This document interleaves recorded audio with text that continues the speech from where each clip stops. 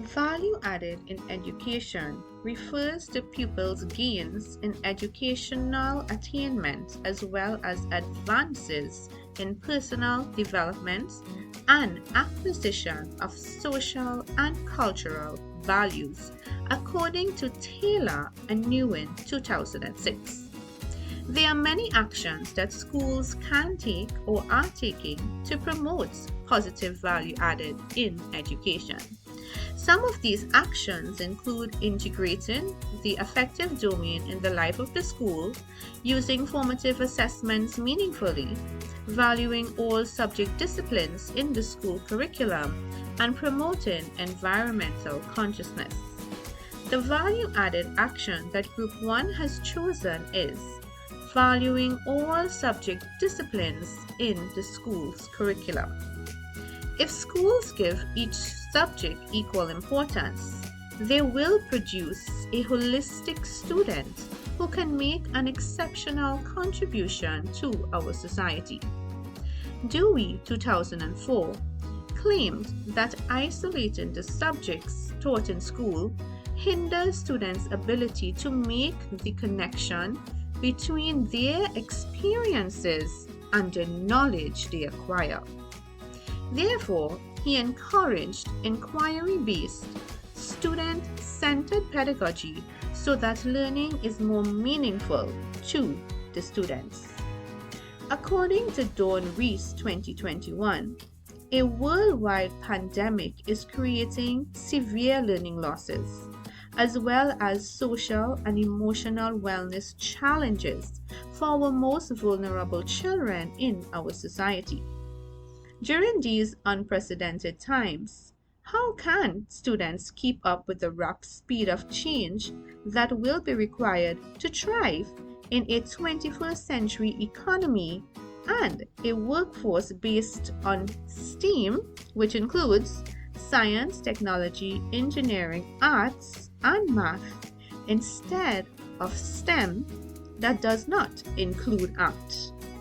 Dawn Rees 2021 believes that art is a catalyst for socio-economic equity, building healthy communities and social change to help move young people forward. Therefore, valuing all subject disciplines will make this possible. The foundation areas sociology, philosophy, and language can support this value-added action in education. The next presenter will discuss the sociologist's perspective of functionalism. The sociological perspective of functionalism takes a macro approach by viewing society as a complex system with interconnected parts which together form a whole. Sociologist Clipchamp saw educational institutions as a means to create a commitment to society where the social unit was more important than the individual, while Parsons taught that schools operated more on meritocratic principles when individual status was based on their worth. Caribel and Housley went on to indicate that functionalism, according to both perspectives, is currently dominant in the school and education system, and as a result, education is often seen as an indicator for modernization, technological progress, and essential to creating a pool of skilled manpower. Mullingar defines the curriculum as the planned and guided learning experiences and intended learning outcomes for the learner's continuous and willful growth in personal social competence. Therefore, from the sociological perspective of functionalism, schools contribute to the nation's economic development, and to maximize this contribution, the structures of schooling and contents of curriculum should match the needs of the economic and social system. A Nation at Risk, published in 1983 by the National Commission on Excellence in Education, claimed that the United States lags in international competition because schools fail to teach the skills needed by today's society. The gap between skills is acquired during school and what skills are actually needed to meaningfully contribute to society are becoming more apparent. Therefore, it is important for the school curriculum to value all subject disciplines for there to be a meaningful impact on students' lives whereby they can achieve personal and social growth and development.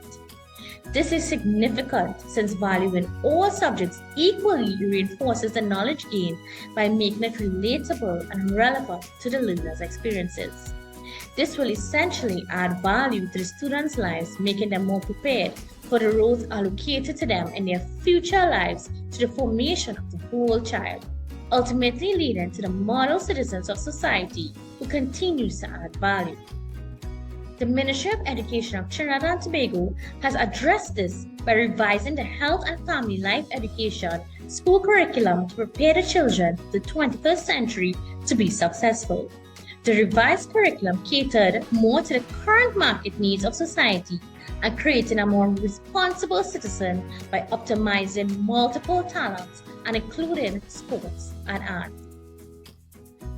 Thus, functionalism accounts for the fact that the system may suffer from dysfunctions from time to time, and Parsons believes that adjustments in the subsystem can result in the fix the system as a whole. Consequently, revising the secondary school curriculum by valuing all subject disciplines will result in the overall improvement of society's development to children being able to reach their full potential.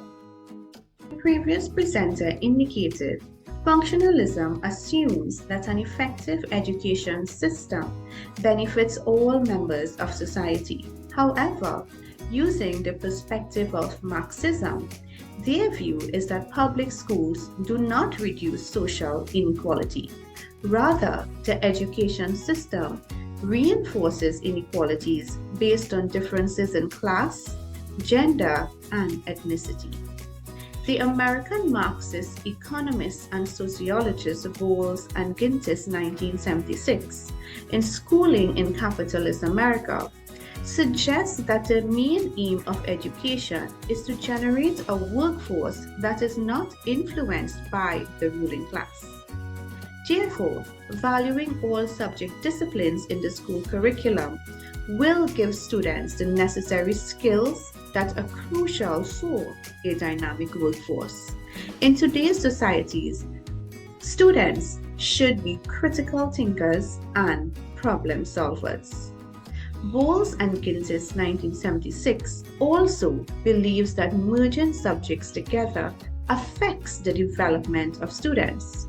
However, exposing students to all subject disciplines gives them a holistic understanding of the STEAM subjects, which allows them the chance to become efficient decision makers. STEAM education is different from STEM due to its emphasis on arts. Caribbean writers Gordon 1963 and Beckford 1972 shares a Marxist view on education.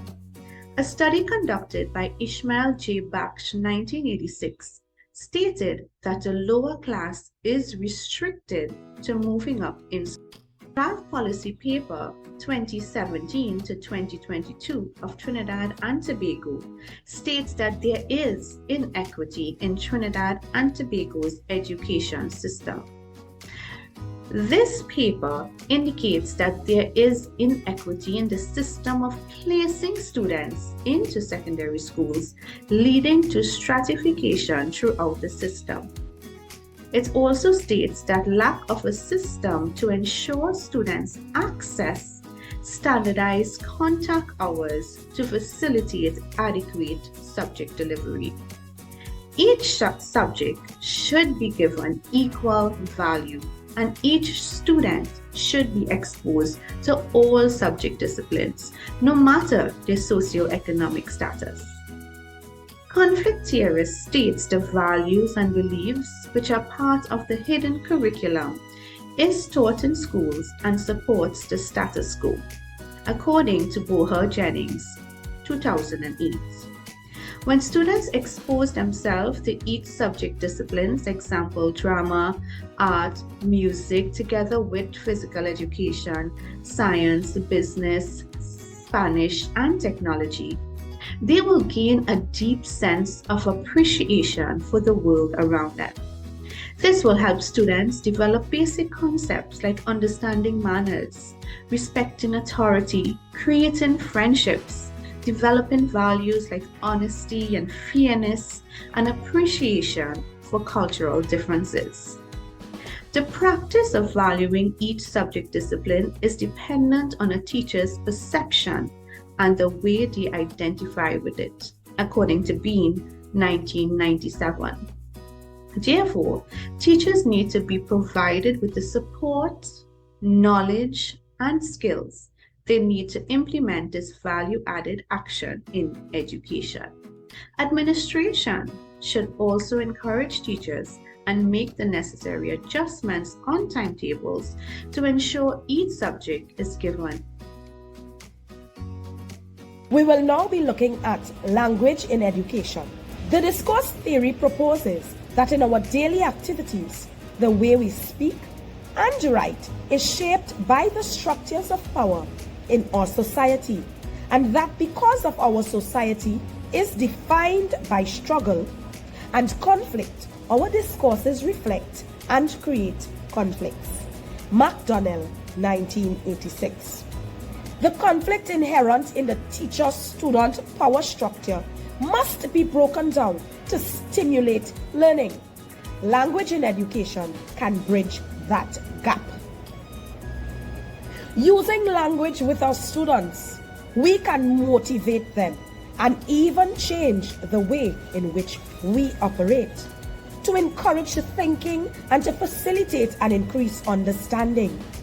Firstly, we gauge the knowledge of the students and we need to find out what they really know. Then we seek their feedback as the topic is taught to find out how did they grow. Whether it be oral, written, or visual, it is important to know the depth of their understanding and if the core of the lesson was received with a deeper meaning. In our classrooms where we all teach, we vary language so every student is reached. We use real-world examples and connect them to classroom conversations to ensure we make our content relatable. Each subject is unique in its own way, and language can help us connect the dots and pique our students' interest more and more each day. This adds a value in the classroom as students stay connected and conversations can sometimes become quite animated. They share their thoughts and experiences in ways not expected, creating a relationship between teacher and student, which makes the lesson more interactive and relevant. With this, we will see increased student participation as their approach to each subject will be different. Let us examine a couple of examples. Foreign language is used for translating and understanding the purity of the message. In environmental geography, when you understand where you live and all that is around you, you are better able to appreciate your surroundings and all of nature's scenery. In theater arts and music, language is used to express with sound and show emotions. And mathematics expresses worded problems into figures and complete calculations. In conclusion, the discourse theory seeks to integrate and categorize all subject disciplines by making the content real and situational.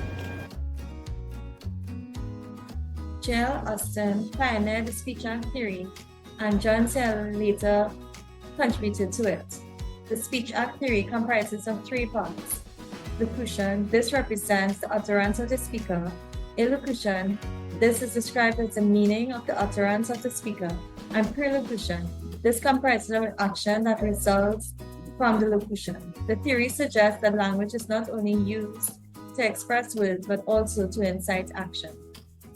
The application of the speech act theory would result in the value that the students would place on all subject disciplines in the school curriculum, as stated by Austin, 1935, as cited by Olea Wayu Santosa, and Eric Kennedy, 2020, Speech Act is a theory of language where the point of communication is on the meaning, which is more important rather than the language that's being used.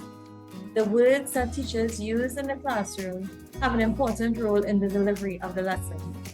However, the meaning of the words would have a significant impact on the level of value that students would assign to each subject. Porciati, 2016, as cited by Olea Waru Santosa and Eric Kennedy, 2020, mentioned that the basis of speech act theory is on the real meaning that can be concluded from the sayer by saying certain utterance, rather than the language used to convey the utterance.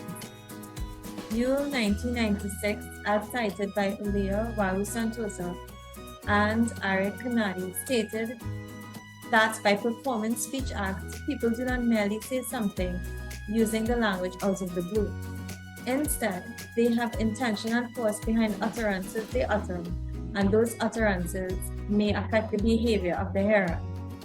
The words that are used in a classroom by each teacher determines the levels of interest, enthusiasm, participation, appreciation, performance, and application by the students. Salsi Messiah, 2000, as cited by Olea Waru Santosa and Eric Kennedy, 2020, points out the language used applied in the classroom affects students' process and progress of learning. The type of response demonstrated by students will determine the value placed on all subject disciplines in the school curriculum. The philosophy of education is the branch of applied or practical philosophy concerned with the nature and aims of education and the philosophical problems arising from educational theory and practice, Sigel 2018.